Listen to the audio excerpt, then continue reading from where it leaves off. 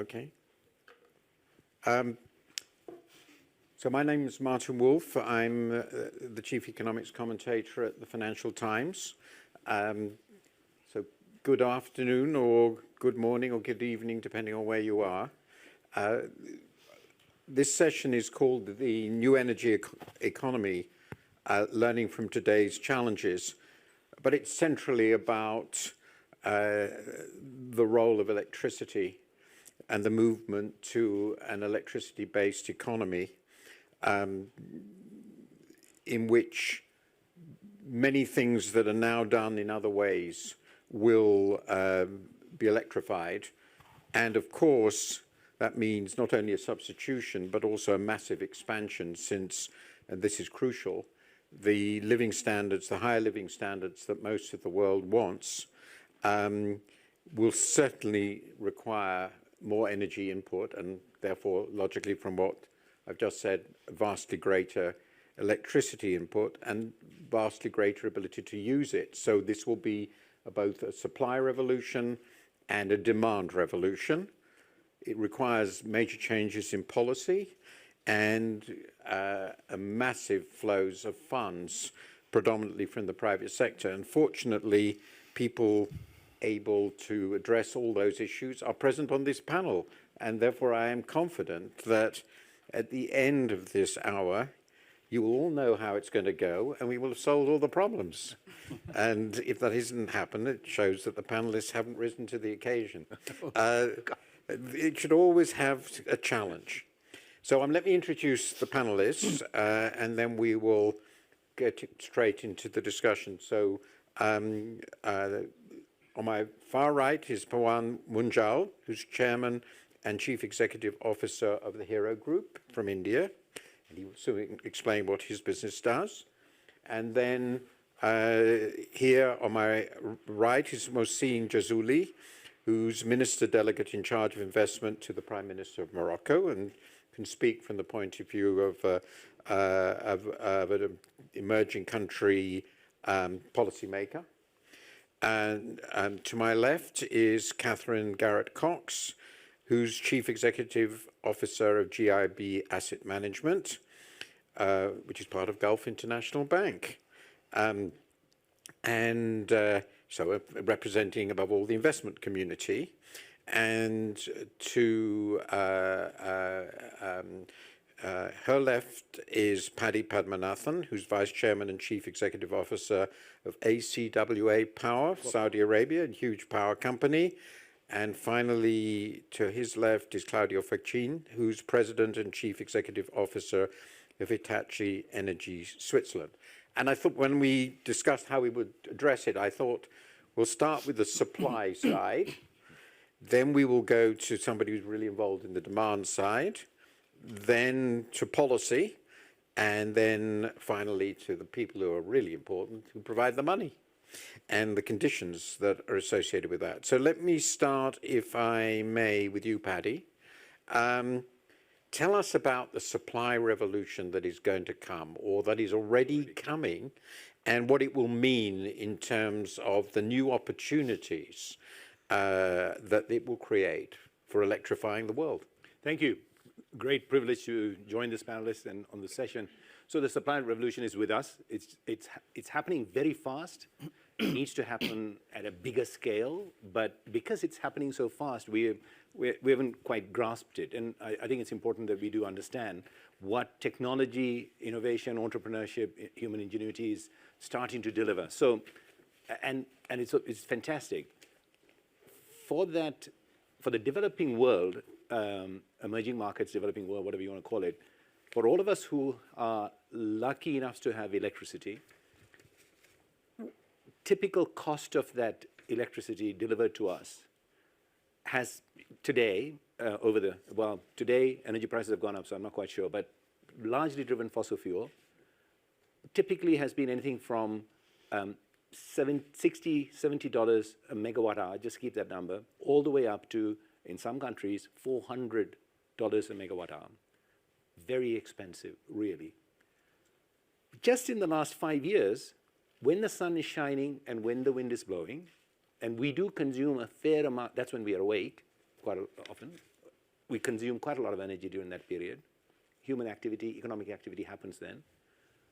We are now delivering pretty much across the world at anything from $20 to maybe $40. So 400 to 40, 200 to 20, just in the last 5 years. The piece I think that even us in the sector who are involved in delivering, Akopa, we're very involved in delivering that low-cost renewable energy in 16 countries. The piece that we are all not finding it not quite grasped, when energy was being given to us at that sort of very expensive price, we were very happy. We desperately need to keep the lights and keep some refrigeration and, we kind of, okay. But we can't do much else with it because energy goes into all money-creating activities, but it's very expensive because we can't add value to that. But when it is at $20 to $40, we can create enormous amount of value. Exactly, I see in front of me exactly like the mobile telephony revolution, absolutely happening in front of my eyes. Exciting time to be. Everyone around the world, even in the poorest countries, are running around with mobile phones. Why? They're not talking to friends. Of course they are, but that's not why they've got it. It's cheap, and they're making money out of it. They're creating value. They're doing things with it, economically active. Energy is such an enabler. We're at that place. So that's the exciting part. The challenging part is, I think, the world, all of us have not, so there's a level of disbelief. Wow, no, is it really? I think maybe there are people in this audience who would say, oh, this is a guy talking nonsense. So there is an element, because it is so shockingly quick. And the other part of it is policymakers haven't quite grasped it. Policymakers need to obviously create that environment for us to continue to deliver this. We are delivering it in places where, like Morocco. So that's the sort of challenging part. And we, all of us, must recognize that the risks have come really down. At $400, the default risk was very high. At $40, it's not there. Because you are making money. You keep paying me the $40, no issue. That is a piece I think we all need to understand, all of us who are in the business, who are putting the investments, investors, debt providers, all of us. And I think we can really multiply this at scale once we get there.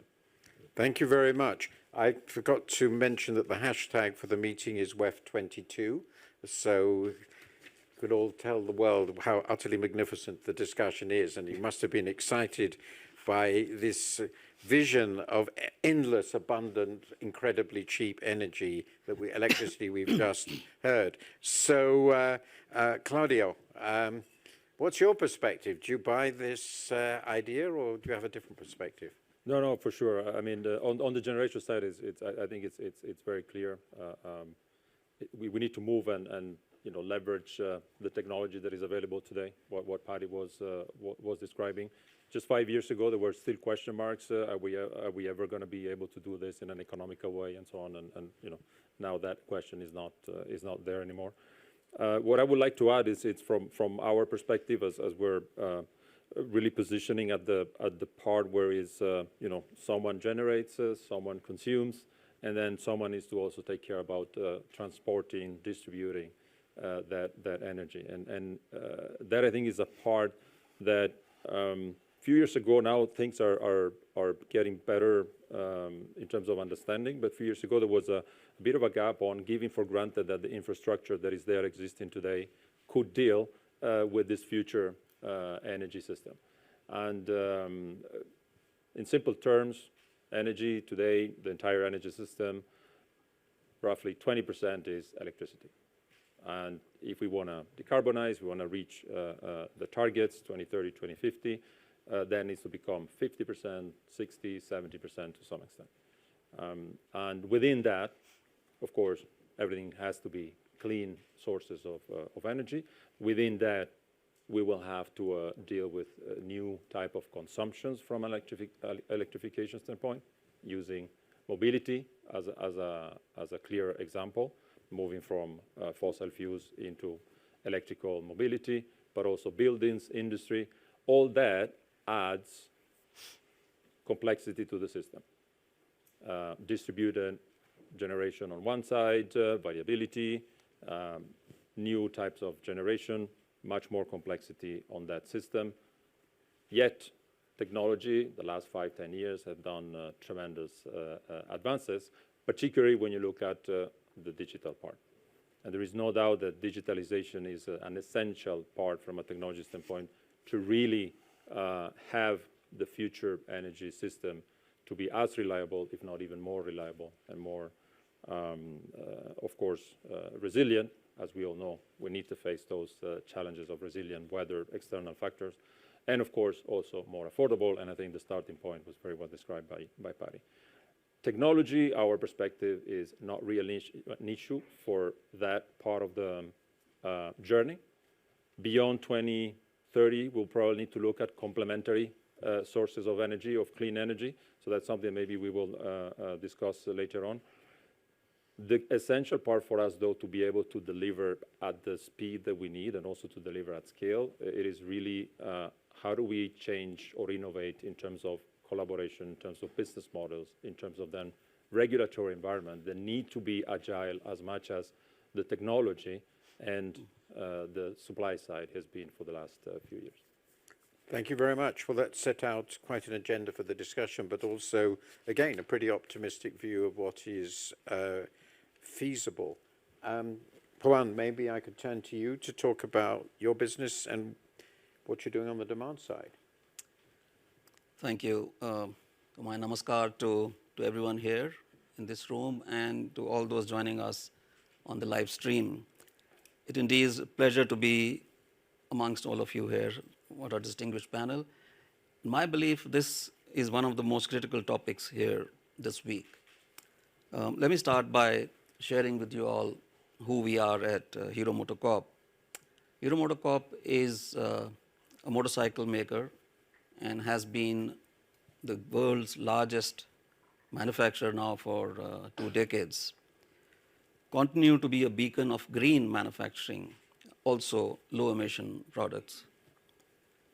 The company continues to technologically have superior products that provide accessible mobility to millions of customers across Asia, Africa, and Latin America.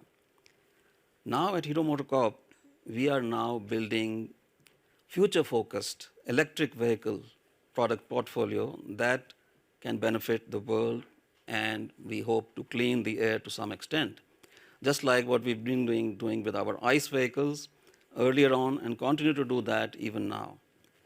The company is looking at emerging mobility space and exploring all possibilities that will suitably be giving products for evolving customer preferences and being conscious to our planet. So clearly, we require clean and green energy. If we have to give products that are clean, are going to not emit anything, we require clean energy. We require the grids that will support all of this. And most importantly, we will require the distribution to be able to deliver the energy where it is required for mobility. So in my view, clean energy expansion requires clear policy and adherence to commitments, along with availability of cost-effective long-term investments and technology. So we at Hero MotoCorp commenced on our journey a few years ago when we set ourselves goals on how we want to operate going forward to make a positive contribution given our demand on energy.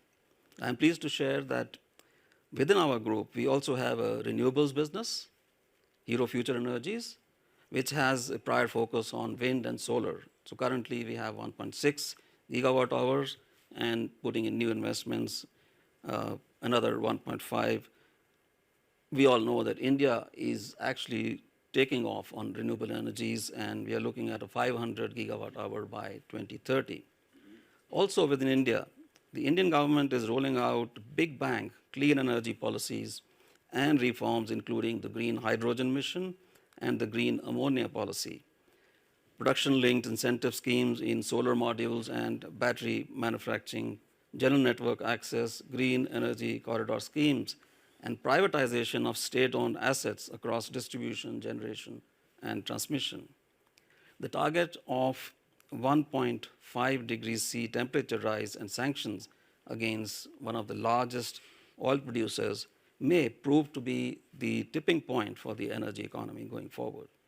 Despite the dependencies on fossil fuels, India and Indian companies like Hero are aiming to tackle climate change through clean energy and zero emission targets. While India's net zero target is 2070, but some of us, like Hero, have given ourselves target for 2050. The emerging economies are critical to the net zero targets. However, they require support with investments and technologies to ramp up clean energy infra. Two-wheeled electric vehicles will be crucial enablers in these markets by reducing vehicular emissions with their easy battery charging and swapping operations. Until the new energy economy takes lead, the current operations must be highly sustainable and should work towards lowering emissions. At Hero, we operate through a very conscious ecosystem of sustainable manufacturing and producing low-emission products. Thank you very much. It's a very good introduction to your business and a very interesting indication of what might be done in a major emerging economy. Let me move now to you, Mohsin. Tell us a little bit about what you're doing and what you see as the policy challenges and opportunities, as well as the challenges of attracting necessary investment and from the point of view of your country. Thank you very much, Martin. And when it comes to public policies, what I like is use, if we want to talk about supply and demand, I like to use the image of the Darwin theory of evolution applied to cars. In the beginning, there were diesel cars, and then they evolved, no diesel cars, and then hybrid, and then electric cars. And the next generation will be electric cars charged with green energy. And then there will be another evolution, electric cars charged with green energy, but produced with green raw materials. Yes, yes. And the good news is in Morocco, we're about to do that. We've already built cars, electric cars, and we have, of course, huge solar power plants and wind power plants, and we also provide green energy to those plants. And the next step will come from hydrogen. They told me not to say that word in this panel, but I will say.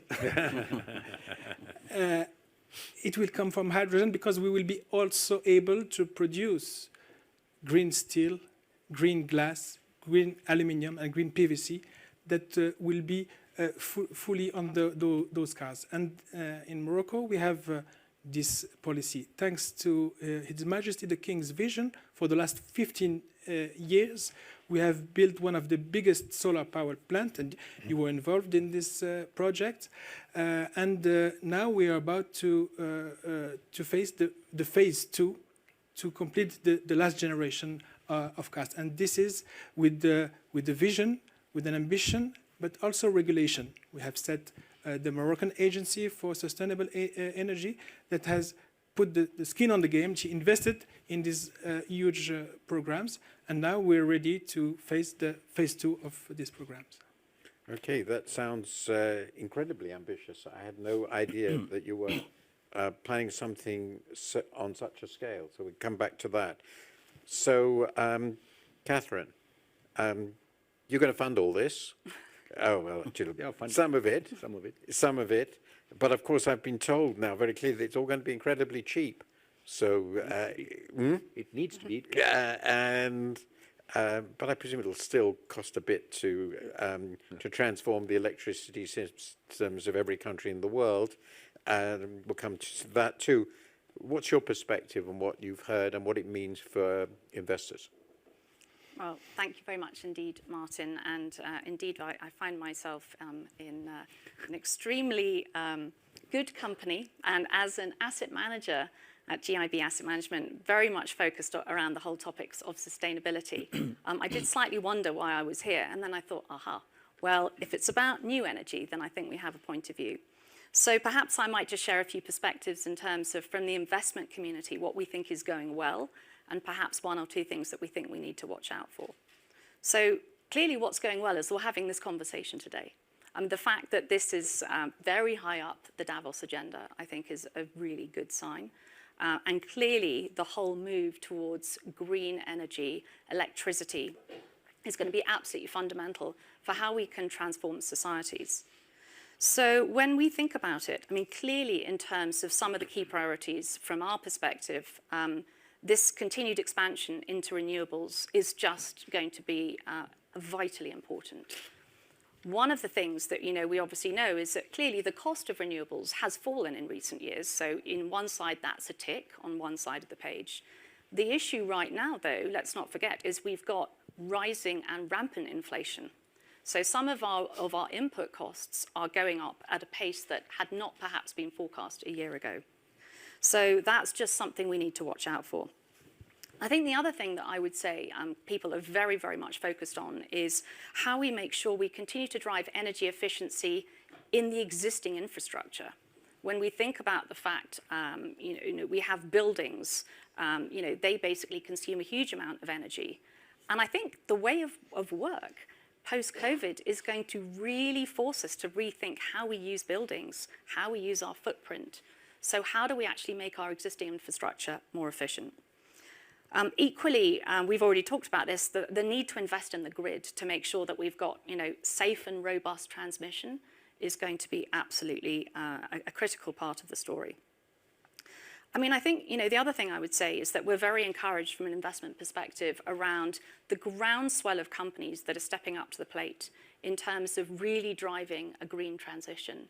And the fact that we now have over 3,000 companies who've signed up to science-based targets is extraordinary. What we've now got to do from the investment community is to make sure that people don't just set targets, but they actually deliver what they say. So having climate transition plans that you will stand up and be counted against is critical. So that all sounds great.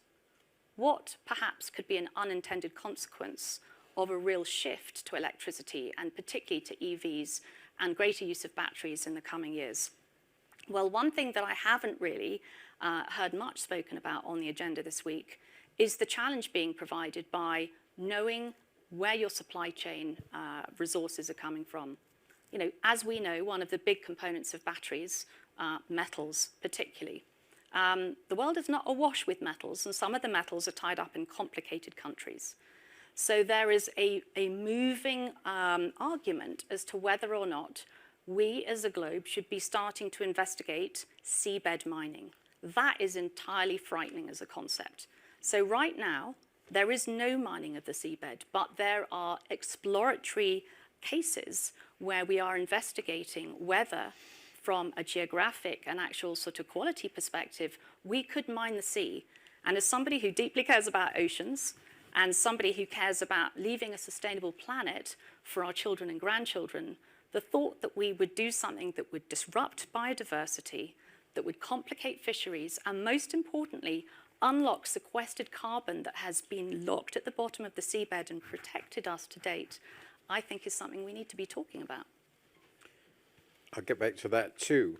So the way we're going to proceed from here, we'll have a discussion lasting perhaps another 15 minutes or so amongst ourselves, and then we will go to Q&A, and I will ask the audience for their questions. Given the shape of this room, this is slightly awkward, but we'll manage it. And so I will try not to discriminate against the people sitting immediately behind me. I'll do my best. When we get to questions, I'll take a number together. I would sort of try to insist, ask one question, not more. Make it a question, not a statement about how wonderful and committed your organization is and how it's been solving the problems of the world for the last 30 years. And if ideally, even tell me who this question is addressed to. Because that way we have a reasonable chance of getting through quite a number of questions, and that's fair to everybody else and to the audience. So let's just follow up on what's said before, and I'd like to start with the supply side. So this is the question of a lay ignoramus, which is, but lots of people ask these questions, so I'm going to ask it on their behalf. And I'd start with you, if I may, Paddy. So obviously solar energy is a crucial part of this, and pretty clear, but it's also wind. As you pointed out, during the day when the sun tends to shine, lots of people use electricity, no problem with that. But there's also night, and that is a tendency to happen every day, doesn't it? And it covers quite a large part of the world near one. And of course, wind is also, even offshore wind, intermittent. So this is a pretty big integrating system, cum storage systems problem. And presumably, the larger the proportion of the world surface that any system covers, the more of the available area will have sun and so forth. How do we actually solve the what seem to me immense organizational challenges? And you discussed the same, so I'm going to ask you the same question. In practice, of giving people what they will absolutely insist upon, and you stress this, namely electricity whenever they want it. And more of it than now, because they're going to want cooling. Air conditioning is a huge issue. And if we really go and heat the planet, which I think we will, it's going to become even more of an issue. Is it really going to happen? At the moment, we have mixed systems. I don't think anybody has a pure solar and wind system, as far as I know.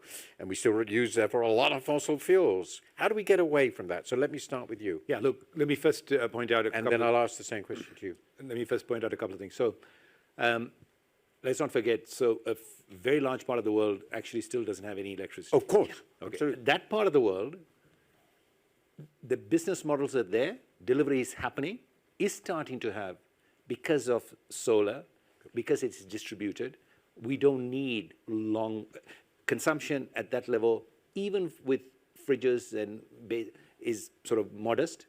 You can have rooftop panels. The batteries are, at that small level, starting to become somewhat sort of affordable. So that's happening, and that needs to happen fast. What we need is much more sort of rapid uptake of that. So that should. And I suppose your bicycles can be recharged at various times of the day. They don't have to be at any particular time. Yeah, correct. So that's a good, and that would sort of increase the penetration of electricity, and in many parts of the world, that will sort of add 10-15%, and which is the right way to go. For the larger centralized systems, you're right. So one of the problems are, okay, so let's not get away from the fact that let's get solar and wind as fast as possible into the system, because we have proven, by the way, in countries like Germany, that you can put as much as 35-45% into the system before the grid, and the grids can deal with it, no problem. Yes. Okay, so let's just get on with it, and that's going to give us time for more innovation to kind of crowd in onto the battery solution and to the storage solution. But we already have some storage solutions. Morocco is a fantastic example. In fact, not just because the minister is here, Morocco has been leading pretty much the renewable energy revolution. They believed the need for renewable energy. His Majesty, I'm not quite sure how he woke up to it sort of 15 odd years ago, and created the policy framework and so on, got plants. So in Morocco, we have plants, solar plants, that's supplying reliable, dispatchable energy day and night. In that case, it's not your photovoltaic with battery, taking the heat of the sun, concentrating it, producing steam, storing the heat in molten salt, putting it back. So we have a different battery system. Now, Morocco has invested in it at an expensive price, which has allowed us to start reducing that price. So that cost is coming down, while the battery cost is also coming down. So we are starting. There are places. There's a place the size of Belgium in Saudi Arabia that is just going into operation just now, which is going to be entirely 24 hours supplied by renewable energy. It's high-value, low-volume tourism complex the size of Belgium. Zero waste, zero carbon, zero emission. Okay, so it is starting to be possible, and it is starting to become economically or cost competitive compared to alternative. We've got quite a long way to go, but we're starting to get there. I don't want to talk about hydrogen, but because of the low cost of energy that we are able to, and that's more electricity into the system, in time to come, that will also be part of the solution. It needs to go into industrial, all the hard-to-abate stuff, but it will also go into providing grid stability in time to come. Claudio, how do you agree with this perspective? What do you see as the big issues in turning this and scale into systems? I take completely the point that if you're starting from close to zero, you can obviously get a tremendous benefit just simply by having electricity for some part of the day, but that won't work for industry and it won't work for a lot of places around the world. Right. Now, just let me take that one. Time zone helps. Yeah, exactly. Right. So sun shines here at a certain point in time, That's but what I it will was talking continue to about, shine if you just move in town. Move the electricity around the world. And that's another way to create storage. Yeah. So build system on top of existing systems will definitely help addressing that. And I think we're blessed because the nature has given us plenty of sun and plenty of wind. So that's not the limiting factor, right? As I mentioned before, today also technology is not the limiting factor. But of course, if we want to build barriers and have our own system close according to the geographical or political borders, and it's going to be more difficult. Then you need to be more creative and figure out that probably you won't make it without fossil fuels. The other aspect, though, is also from a technology standpoint. It's important for us to understand that we have to leverage every single technology that allows to deploy clean energy into the system. And today, renewables should take the lion's share of that, but it's not the only one. We need to look at complementary technologies. Once again, hydrogen would be one of those, but not only, in order for us to really make the system from 15-20% electricity to 50 to 70% electricity. Just jumping in, so one piece that, and you guys are involved in it in a big way, HVDC, high voltage DC transmission as opposed to AC transmission has given us a huge opportunity, and we don't need to get so confused around about, I want to produce energy in my country for my consumption, because we are able to share and optimize. So when you generate energy here, time zone advantage, you give it to there, and you take from their system when you need it. So we are able to do. Long distance transmission is already well established now and put in place in parts of the world. So it's proven, it's very cost competitive.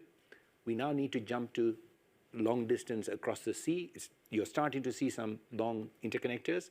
You'll very shortly see there is a project that's being worked on between Morocco and the UK, which will be much longer, and that will continue. So ultimately, there will be electron superhighways that will also reduce the need for storage and batteries and be able to optimize generation capacity, and also move from the places where we can optimally generate to where we need.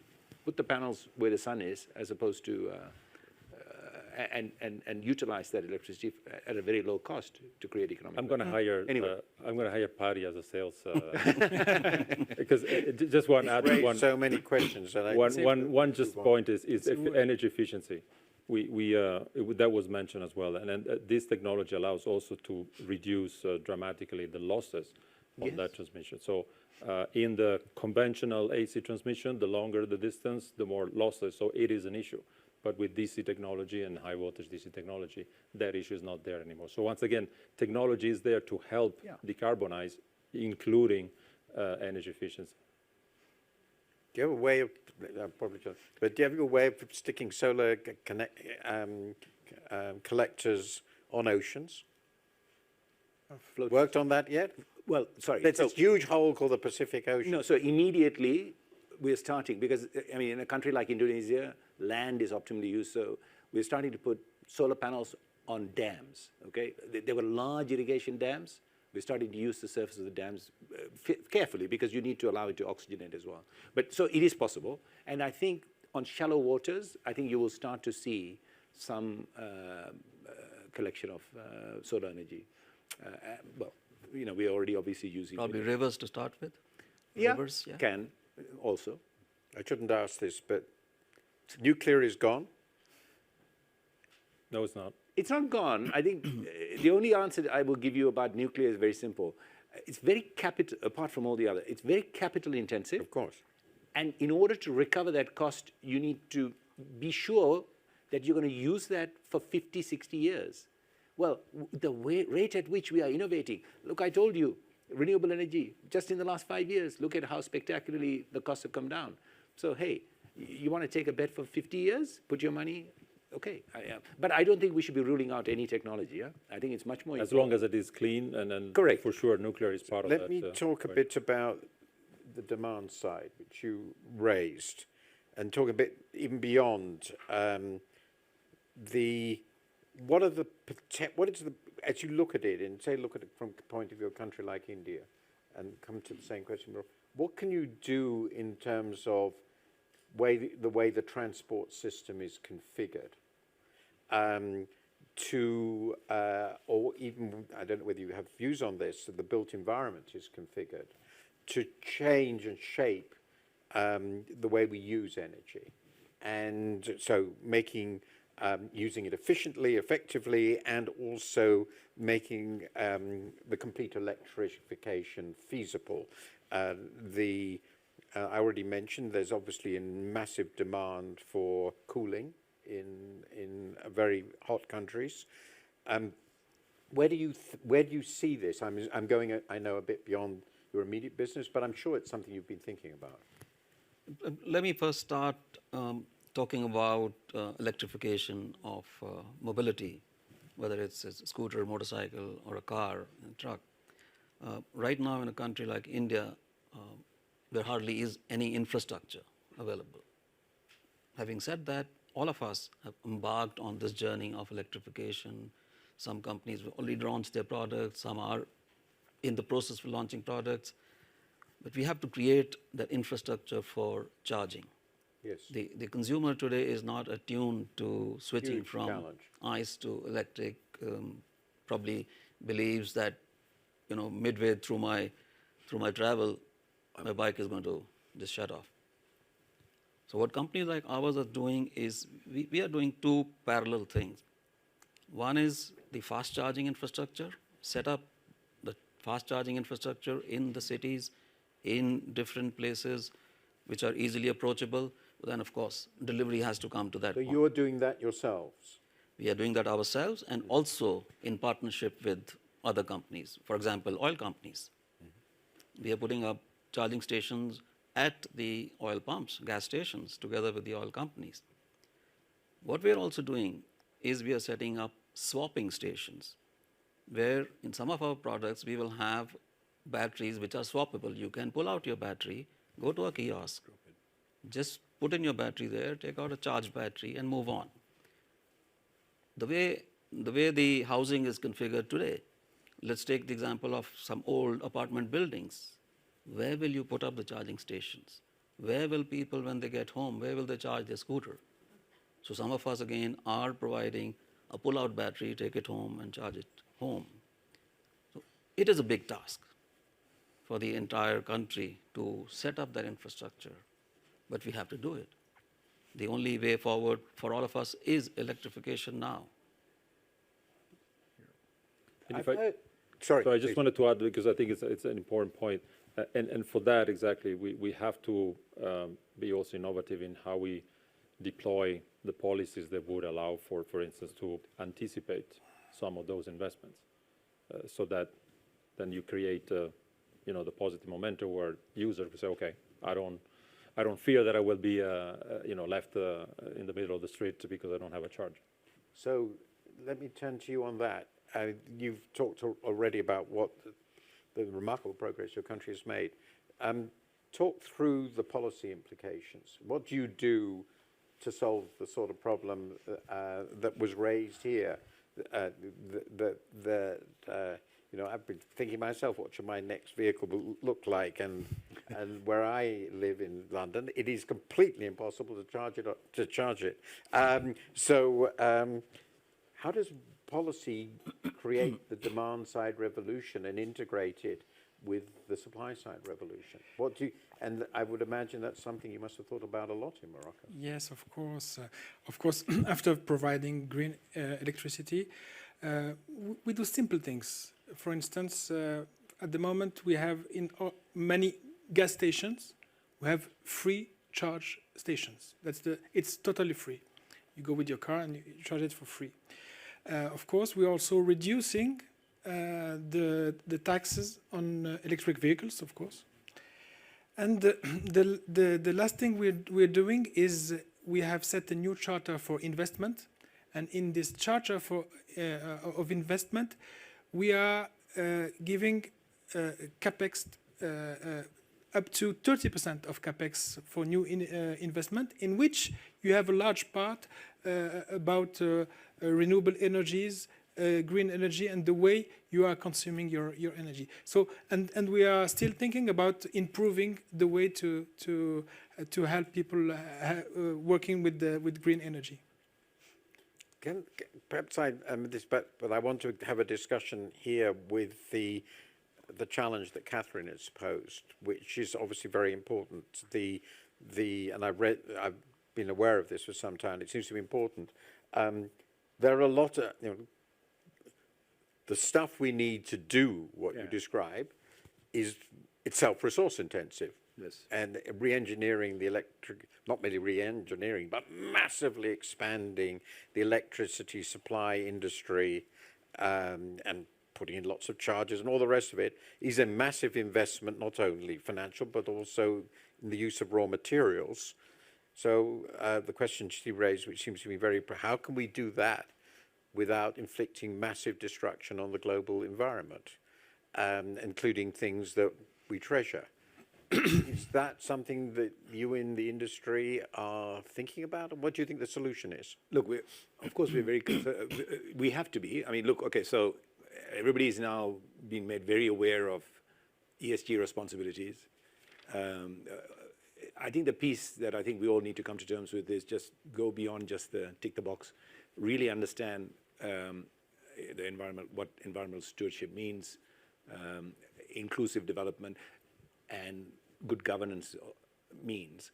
But because we are able to do this so efficiently now and so cost competitively, we now actually do have the money available. The gap is there, it's such a big gap, right? In order to be able to then be sure that we're not leaving behind unintended consequences. The good news also partly is that where the resources are, the mineral resources, the raw material resources, are pretty much the places where you also have good solar and wind resources. So we are able to transform. So when a new mine opens, I mean, Morocco is blessed with very good resources, not just of solar and wind, but also mineral resources. Phosphate, yes. Okay, fertilizer. So the next fertilizer plant can, because we are able to deliver competitive renewable energy, become a green fertilizer plant, and it will. I'm zero doubt about it. So we need to be much more conscious. I think the point you're making is very valid. I think it's extremely important that we don't. But I think there's enough work that has been done to show that the resources are available. They're everywhere. Lithium, for example, is abundant. It's just that it's very energy intensive, and it's not been understood that now, by the way, in some places energy is very cheap, so we can spread so we don't need to concentrate the abstraction from some of the places, and we certainly don't need to jump to the sea in order to draw it. So I think there's lots of opportunity. There's a lot of, it's just that we need to be much more conscious, and I think we have. The thing about today's world is that we are much more scientifically aware. We're connected. Knowledge is the king, and we all sort of, we're acutely aware of all these issues. So, Catherine, I was going to ask. You're going to jump in. Are you satisfied with this response? No, not really. But you would expect me to say that. I mean, I think the direction of travel is good. Yes. But I think if we've learned anything about the World Economic Forum in Davos, we should push ourselves to be a little bit more radical. You chaired a fantastic panel this morning, Martin, where we talked about the race to net zero. And there was a comment made of, well, you know, if we're in danger of breaching 1.5%, that is gone. We are heading fast towards 2%, if not higher, 2.73%. Sorry, 3 degrees. Degrees. Sorry, degrees. Definitely Yes. degrees, much worse Sorry, than percent. way worse. Apologies. So 3, you know, certainly 2. I agree completely. Heading towards 3.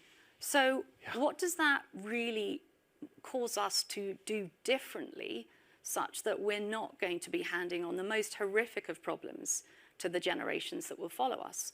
And I think, you know, I was really struck yesterday. I was speaking to somebody about this whole issue of materials. Now, I'm aware that one of the challenges in emerging markets, but specifically in India, is that we just don't recycle enough of the material that we use. I was given some pretty horrific statistics about, you know, the sort of billions of tons that we have just sort of sitting unused.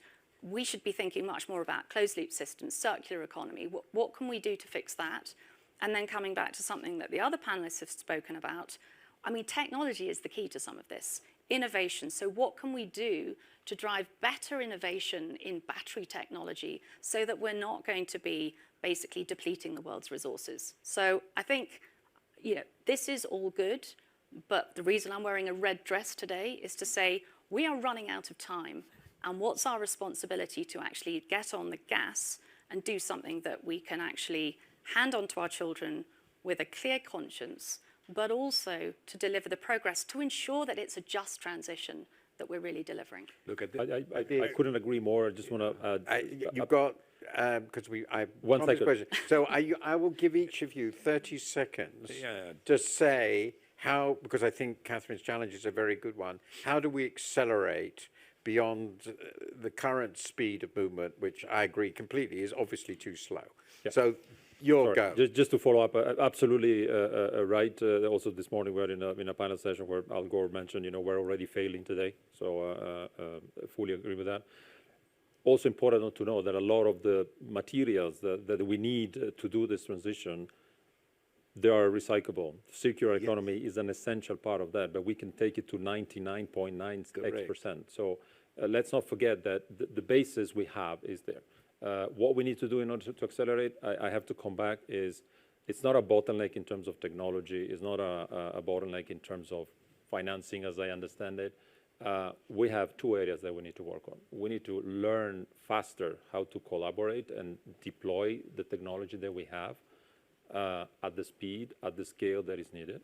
And the other one, and to me that's an important one, that at least on the medium term, we also all need to join forces to create, train the workforce, the talents, the technicians, the engineers, the economists that will be able to deliver that energy transition. Paddy, add to that something additional? what is extremely important, I'll add to the last point, the foundation to recycling is designing upfront so that you can recycle. Okay, so all understood now. So all the training, and we need to propagate it to a very wide domain, is to get everyone in science and mathematics and technology to keep thinking about the 360 degree sort of, use it and not waste it and reuse it. And it's very possible. How do you accelerate in India? Well, I have to reiterate what was just said about partnership and collaboration. Many of us have to get together, and other companies have to follow examples of companies like ours, where we've taken a lead, and we have to think of disposal already. When we start bringing in batteries, we have to start thinking about disposal. You're right, there's so much stuff lying out there which is not being taken care of. It's all about getting together, putting in the technology and the investment there to move at a very, very fast pace. Do you have anything to add to what they've said? Well, that covers it. 30 seconds, just Yeah, to say 30 that, seconds. we I failed as we a ha- moderator already. Why not fail worse? we have this success story in Morocco. We have huge program for the future. There is a solution. We have huge hundreds of gigas program and projects. Just prepare the financing and your green dress also, because there's a solution. Okay, green dress next time. I have realised the enormous advantages from this point of view of being a woman.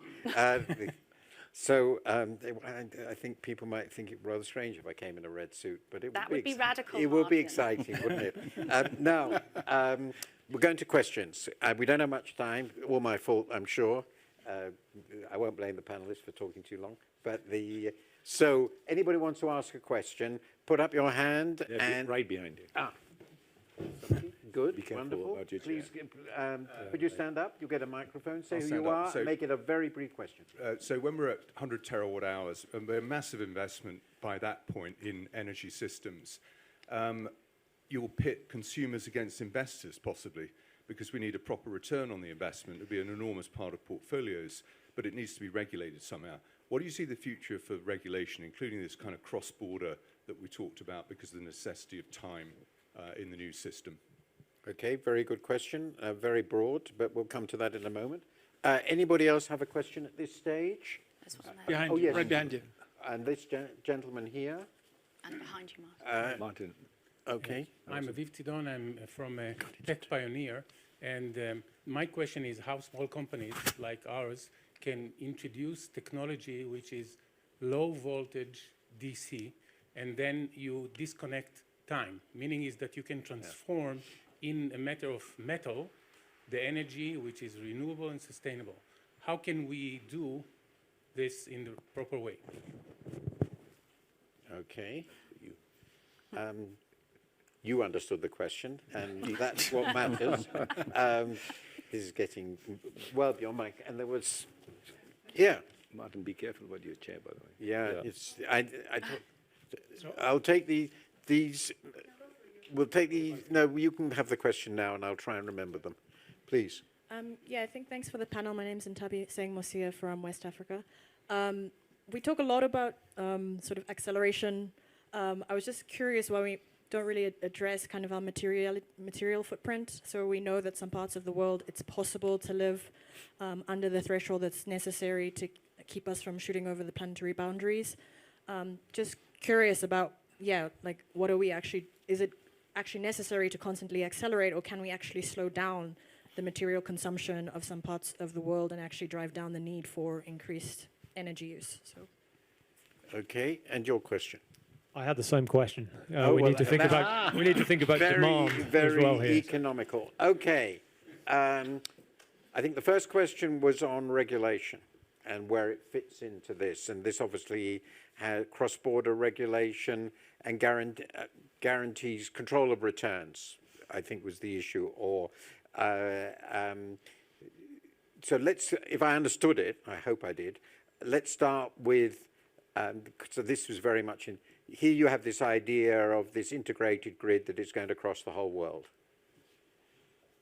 Let's start with a little one, Eurasia. We have this little problem called Russia in between. Now, this requires stupendous cooperation and trust among countries, because you really have to believe this is going to work, and there are real hold-up possibilities, what we would call hold-up possibilities. Doesn't this require a stupendous level of governmental cooperation and trust to make that sort of world work? Would either of you want to? Yeah, it goes without saying, but also from a technical standpoint, that's why it's good to have a grid, which you can leverage multiple pathways. So it becomes like an internet for electricity. Yes. Precisely. Okay. That Number one. The other quick answer is, look, we got a lot of That's a massive investment, though. Not as It massive. exists already today. We just need to link some nodes. But the other part is, I think, let me remind everybody, we have had a very good practice at international cooperation and collaboration. It worked and it didn't work, and we now know the pieces that didn't work. Coming out of the pandemic, we managed to get vaccines invented, tested, allowed people to put it into our arms, and manufactured, and kind of half distributed. And we're learning. So we've had the training to collaborate. Can I just add one quick thing Yes, of before course. we turn to the real expert on policy? But I think permitting is another big problem. Yes. It just takes far too long to actually get anything done. Yeah. So I think that could be perhaps one key to unlock some of the policy issues. Yes, please, proceed. Paddy was mentioning a very interesting project between Morocco and the UK. And it's not a gov-to-gov project. Yeah. It's actually a biz-to-gov project. And it facing some issues. And we have to raise it to a gov-to-gov Level. project, a gov-to-gov level, to resolve those issues. Sure. So sometimes it's very important to go to a gov-to-gov project. But as you mentioned also for the grid, there are a lot of interconnection, electricity interconnection, and it works very well. So we can use this for the future also. Now, somebody who understood the question on this, we do. Very brief. You obviously understand it, and will explain what it means to an then we can idiot. take a separate conversation on that. So DC, of course, it needs to be part of that equation on the overall system. So what we're looking now, of course, is to overlay in the future a high voltage DC system into the AC. But obviously, the other side, at the edge, you would be able to do the same, and more, everything that we use is anyhow DC. So conversion over conversion, all of that increases the efficiency. Not one size fits all. It will have to be seen where the starting point is. If you start from scratch, yes, then probably going straight into that technology. Building on the existing one will take longer.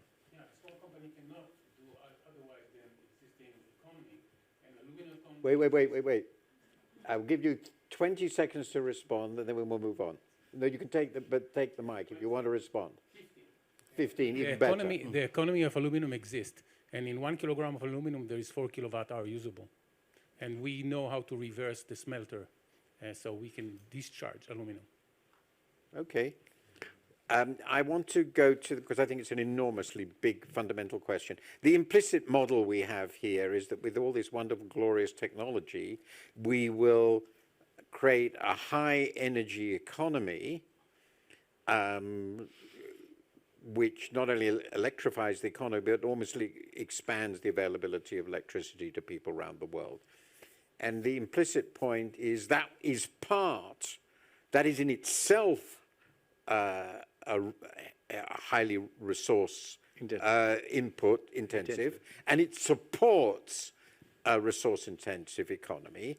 And your answer to this is, we're going to recycle all this stuff. So we will, no, I'm being Not only.